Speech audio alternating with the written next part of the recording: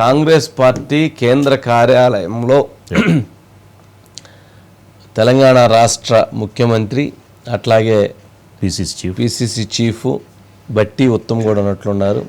వీళ్ళందరూ అక్కడ ఉన్నటువంటి కాంగ్రెస్ అధినాయకత్వం మల్లికార్జున్ ఖర్గే, రాహుల్ గాంధీ, మొన్న వచ్చినటువంటి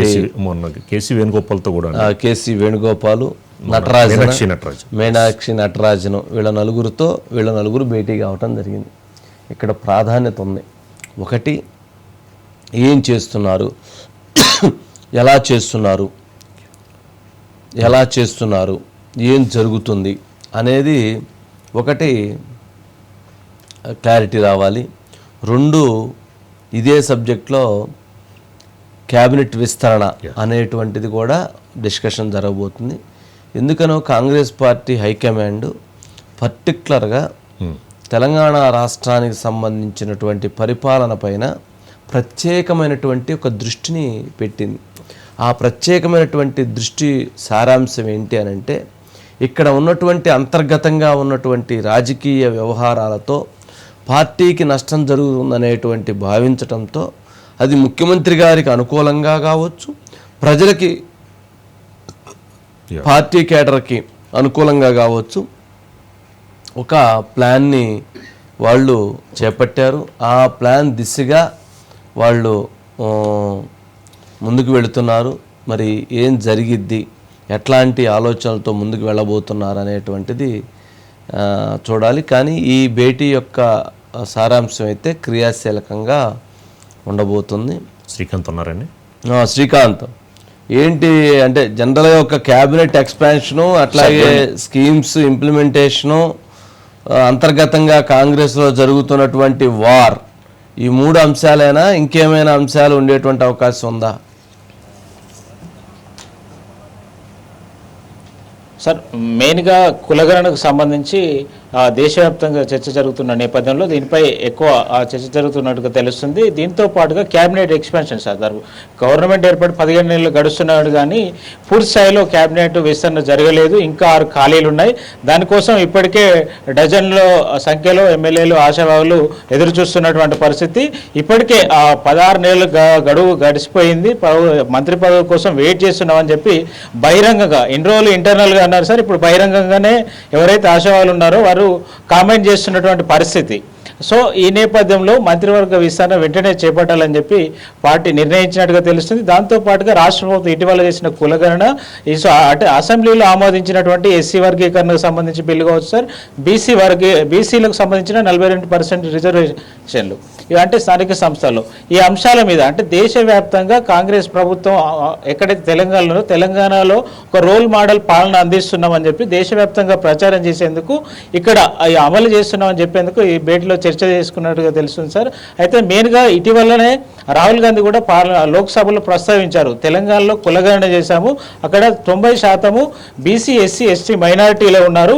ఇది దేశవ్యాప్తంగా కులగణన చేస్తే ఎక్కువ ఎవరెంత ఉన్నారో వారికి అంత అనేది దక్కుతుంది అనేది ప్రస్తావించారు సార్. ఇలాంటి అంశాలు అంటే ఇక్కడ రాష్ట్రంలోని, దేశంలో ఇంప్లిమెంట్ చేసే విధంగా ఈ ఆచరణతో పాటుగా అంతర్గత విషయాలు, కాంగ్రెస్లో గ్రూపులుగా ఏర్పడి ఎవరికి వారుగా ఇండివిజువల్గా అధిష్టానానికి ఫిర్యాదులు చేస్తుండడం, కొత్తగా వచ్చిన మీనాక్షి నటరాజన్ ఎప్పటికప్పుడు ఇక్కడ జరుగుతున్న పరిణామాలు అధిష్టానానికి రిపోర్ట్ చేస్తుండడం, ఇప్పటికే ఇక్కడ జరుగుతున్న గ్రూప్ రాజకీయాలు కావచ్చు, అదేవిధంగా క్యాబినెట్ ఎక్స్పెన్షన్, చాలా అంశాల మీద ఇటు అధ్యక్షుడు మల్లికార్జున ఖర్గే కావచ్చు సార్, కేసీ వేణుగోపాల్, అదేవిధంగా ఇటు మీనాక్షి నటరాజన్తో పాటుగా రాహుల్ గాంధీ, వీరందరూ ప్రధానంగా చర్చిస్తున్నట్టుగా తెలుస్తుంది. క్యాబినెట్ ఎక్స్పాన్షన్ పై మంత్రులు అయితే ఇప్పటికీ ఒక స్పష్టమైన చెప్పిన పరిస్థితి కనిపిస్తారు. ఉగాది తర్వాత కానీ ఖచ్చితంగా క్యాబినెట్ ఎక్స్పాన్షన్ ఉంటుందనేది చెప్తున్నారు. ఆశావాహులు అయితే సార్, ఇబ్రహీంపట్నం ఎమ్మెల్యే మల్రెడ్డి రంగారెడ్డి అయితే నేను నా క్యాబినెట్ పదవి రాకుంటే రాజీనామా చేయడానికి సిద్ధమనేటువంటి కామెంట్ చేశారు.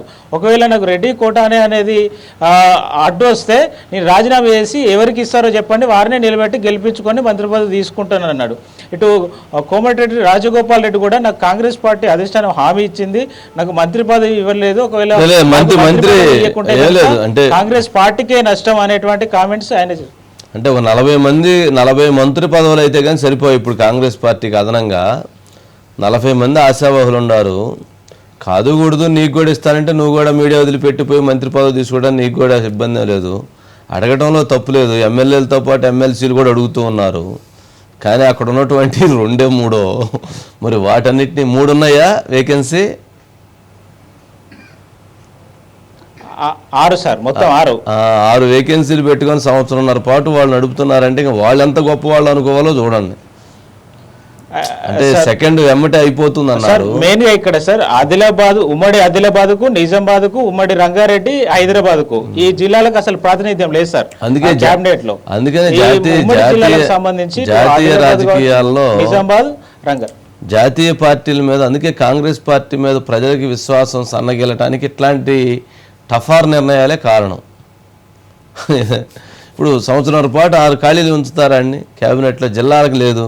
అక్కడ ఇప్పటికీ బీఆర్ఎస్ పార్టీ పెత్తనం నడుస్తుందని అక్కడ కాంగ్రెస్ పార్టీ వాళ్ళు గొడవ.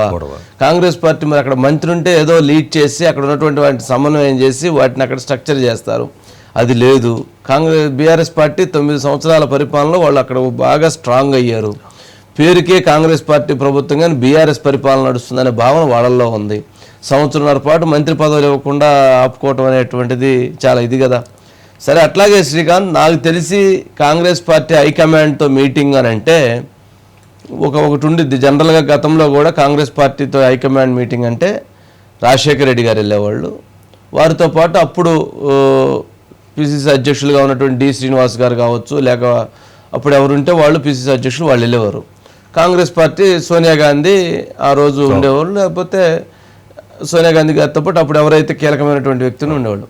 కానీ ఇదేంటి ఈసారి ముఖ్యమంత్రి గారితో పాటు బట్టి విక్రమార్క గారు, సరే ఉప ముఖ్యమంత్రి గారు అనుకుందాం, మరి అట్లాగే మరి ఉత్తమ్ కుమార్ రెడ్డి గారు, మరి వీళ్ళ ముగ్గురేనా ఇంకెవరన్నా ఉన్నారా?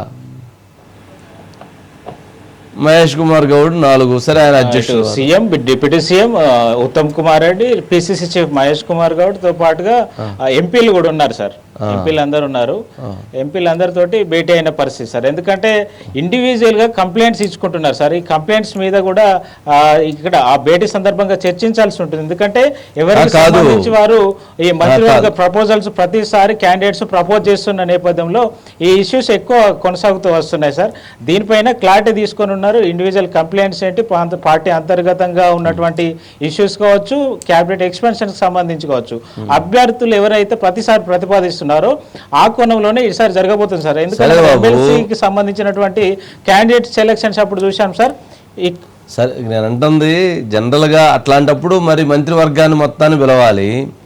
అలా కాకుండా ఒక 4కో 5కో పరిమితం అయ్యి ఎంపీలను మళ్ళీ వాళ్ళు కొంతమందిని తీసుకెళ్ళి, అంటే ఇప్పుడు తెలంగాణ రాష్ట్రంలో మరి అంటే వాళ్ళ స్ట్రాటజీ ఏంటనేది చాలా ఇంపార్టెంట్. ఒక నాయకత్వంతో ముందుకు పోవాలా, లేదా 5 నాయకత్వంతో కలిపినటువంటి పరిపాలనతో ముందుకు పోవాలా, లేక మొత్తం ఉన్నటువంటి భాగస్వామ్యమైనటువంటి వాళ్ళందరితో కలిపి ముందుకు పోవాలా, ఏ విధంగా ముందుకు పోవాలనేటువంటిది కూడా ముఖ్యమైనటువంటి అంశం. సరే, అది వాళ్ళ ఇష్టం. కానీ ప్రజలకి జరగాల్సినటువంటి పరిపాలన విధానం జరగటం లేదు. ఇప్పుడు ముఖ్యమంత్రిగా ఉన్నటువంటి రేవంత్ రెడ్డి గారిని మీరు నమ్మకంతో పెట్టారు. పెట్టినప్పుడు ఆయనకి చెప్పాల్సినవి ఏమైనా ఉంటే చెప్పి, ఇది కాదు ఇలా వెళ్ళండి, ఏదైనా కుటుంబానికి సంబంధించిన ఇన్వాల్వ్మెంట్ ఉంటే తగ్గించండి, అడ్మినిస్ట్రేషన్ వైపు దృష్టి పెట్టండి, 6 మంత్రుల్ని నియమించి నెక్స్ట్ అధికారంలో రావడానికి ఏం చేయాలో అది చెయ్యండి, పూర్తిగా పార్టీని బలోపేతం చేసే దిశగా అడుగులు వేయండి, ఢిల్లీకి మాకు కావాల్సినటువంటి ఇతర రాష్ట్రాలకు కావాల్సినటువంటి ఆర్థిక వనరుల సమకూర్చడంలో సహకారాలు అందించండి. ఏముంది దాంట్లో, ఉన్నదేగా, తెలవందేముంది చెప్పి కొంత పాజిటివ్ వైబ్రేషన్ క్రియేట్ చేసి క్లియర్గా ఇస్తే ఆయనకంటే వీళ్ళకి ఇంత బెస్ట్గా చేసేటువంటి వాళ్ళు నాకు తెలిసి ఉండకపోవచ్చు. అంటే వేగంగా చేయగలుగుతాడు, యుద్ధం చేయగలుగుతాడు. ప్రజలు కూడా అతను నమ్మే వాళ్ళ కాంగ్రెస్ పార్టీకి పట్టం కట్టారు. మరి ఇప్పుడు అలాంటి పరిస్థితుల్లో మళ్ళీ ఆయనకు సగం బాధ్యతలు, మళ్ళీ పక్కన ఉన్నటువంటి వాళ్ళకి తలా పావలా బాధ్యతలు, అందరికి తలా ఇంకొక వాళ్ళ కింద ఉన్నటువంటి వాళ్ళు తలా 5 పైసల బాధ్యతలు, ఇంకా కింద ఉన్నటువంటి తలా 2 పైసల బాధ్యతలు ఇస్తే ఎప్పుడు ముందుకు పోవాలి, ఎప్పుడు నాయకత్వం జరగాలి, ఎప్పుడు పటిష్టత జరగాలి? మరి అది వాళ్ళ అంతర్గత అంశాలు. కానీ బట్ పబ్లిక్కి నష్టం జరగకూడదు, ప్రజలకు నష్టం జరుగుతుంది కాబట్టి ప్రశ్నించాల్సిన బాధ్యత మీడియా మీద ఉంటుంది. సరే అది శ్రీకాంత్ మొత్తానికి సరే చూద్దాం మరి. సార్ సార్ సరే ఏమైనా ఉన్నాయి ఇంకా పాయింట్స్ ఏమైనా ఉన్నాయా? దీన్ని సరిదిద్దా అంటే ఉన్న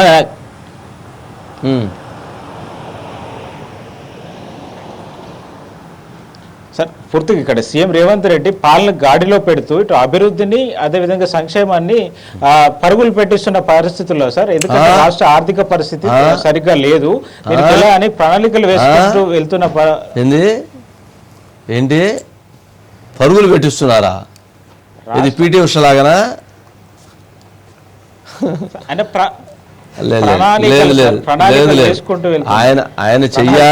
ఆయన చెయ్యాలి అనేటువంటి కృషితో ఆయన ప్రయత్నం చేస్తున్నా కానీ కాంగ్రెస్ పార్టీలో ఉన్నటువంటి అంతర్గత రాజకీయాలు ఆయన ముందుకు అడుగులు వేయనివ్వటం లేదు. అడ్మినిస్ట్రేషన్ విషయంలో కాంగ్రెస్ పార్టీ తనంతట తానుగా తాను తగ్గి బీఆర్ఎస్ పార్టీని పెంచింది, ఇది ఫ్యాక్టు.